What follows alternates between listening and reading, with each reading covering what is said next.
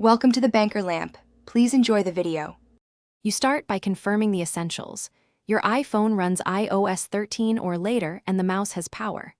Open Settings and tap Bluetooth to turn it on. Keep the Settings app visible so pairing appears. Put the mouse into its specific pairing mode, often a press and hold on a button, because that broadcasts the device. Once the mouse is discoverable, watch the list under Other Devices. You'll need to act quickly if the mouse exits pairing mode, so be ready to tap when it appears.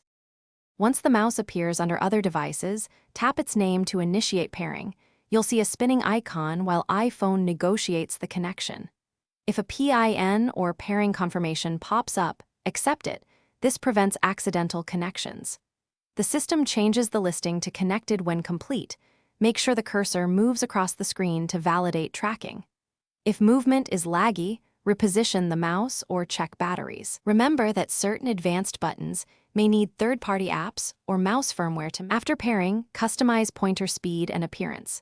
Go to Settings, Accessibility, Touch, then Assistive Touch to adjust pointer size and scrolling behavior so it feels natural.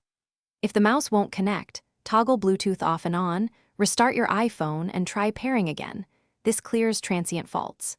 If problems persist, forget the mouse from Bluetooth settings on the iPhone and redo pairing, and check the mouse's manual for a factory reset. This one troubleshooting step fixes.